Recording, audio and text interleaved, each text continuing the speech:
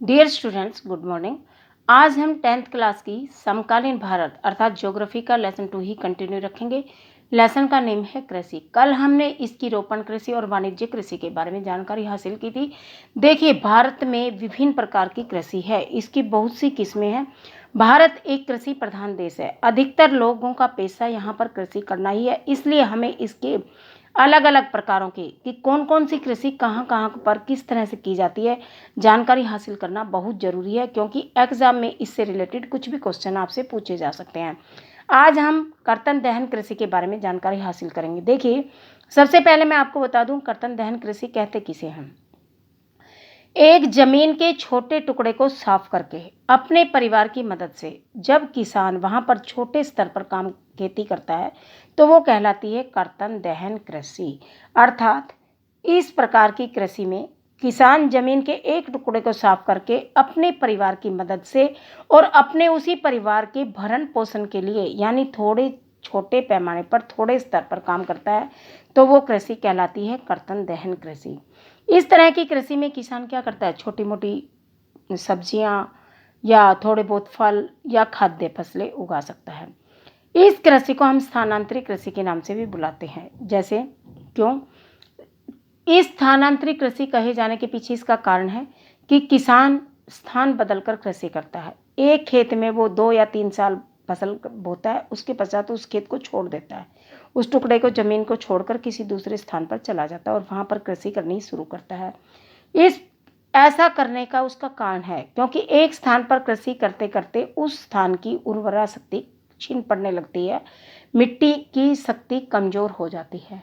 अब वो स्थान बदलकर दूसरे स्थान पर करेगा, इतने उस पहले वाले स्थान की जगह थोड़ी मजबूत हो जाएगी, मिट्टी की उपजाऊ शक्ति जो है वो पुनः प्राप्त हो जाएगी। इस तरह से ये स्थायी कृषि नहीं है। कई जगह पर इसे झूम कृषि भी कहते हैं।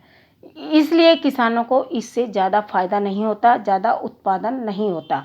एक टुकड़े को साफ किया, उसके पश्चात उसको कुछ साल बोने के बाद वो छोड़ के दूसरे जगह पे चला जाता है। इस तरह से बार बार स्थानांतरण होता रहता है, स्थान अंतर होता रहता है, इसलिए इसको स्थानांतरित कृषि कहते हैं। झूम कृषि भी इसी का नाम है। किसी भी टॉपिक से आपका क्वेश्चन आ सकता है, कर्तन दहन कृषि से, झूम कृषि से या स्थानांतरित कृषि से। अब देखिए, इस कृषि में किसान अधिकतर छोटे यंत्रों का प्रयोग करता है जो उसको अपने परिवार की मदद से प्राप्त हो जाते हैं, जैसे खुरपा, दराती, फावड़ी या हल, दाव, दाई वगैरह, जो खुद छड़ी है खुदाई करने वाली। इस तरह के छोटे मोटे यंत्रों की मदद से ही वो इस तरह की कृषि को करता है। इसमें उसे आधुनिक तरीके के कोई भी औजार प्राप्त नहीं होते हैं, ना ही ज़्यादा उर्वरकों का प्रयोग कर पाता है, ना ही उसके पास मिट्टी अधिक उपजाऊ होती है, और ऊपर से उसे मानसून पर डिपेंड रहना पड़ता है क्योंकि वो खुद ही जगह बदलता रहता है, तो वो केवल बारिश पर डिपेंड होकर ही इस कृषि को बोता है। अर्थात कहने का मेरा मतलब है कि ये कृषि, इस तरह की कृषि अधिकतर पर्यावरणीय परिस्थितियों पर निर्भर करती है, इसलिए इसमें प्रति हेक्टेयर उपज भी बहुत कम होती है। किसान अपने गुजारे के लायक ही इससे फसल या अन्न प्राप्त कर पाता है। इसमें शुष्क धान, मक्का तथा बाजरा जैसी फसलें बोई जाती हैं। अधिकतर ये उत्तर पूर्वी राज्यों में होती है। इस प्रकार हमने कर्तन दहन कृषि के बारे में, स्थानांतरित कृषि के बारे में अध्ययन किया।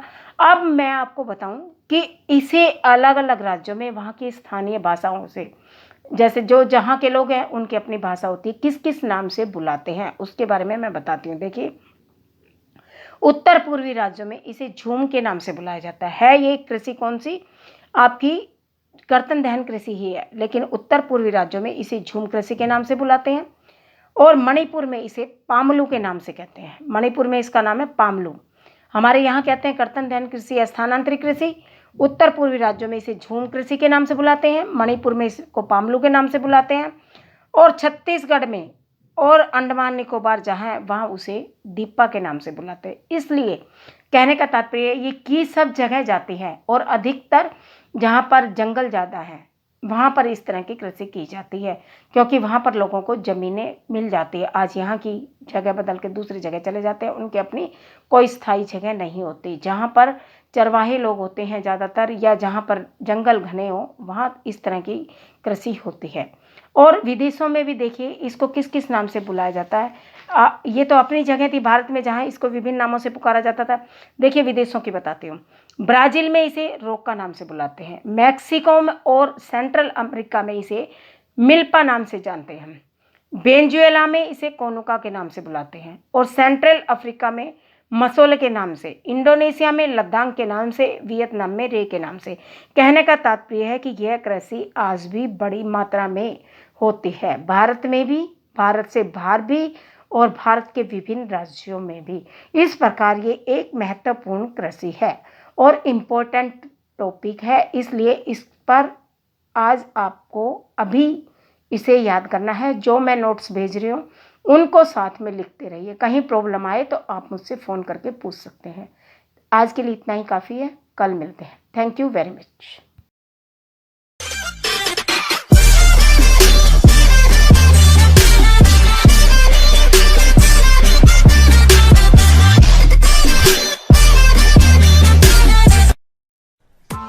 Press the bell icon on the YouTube app and never miss another update.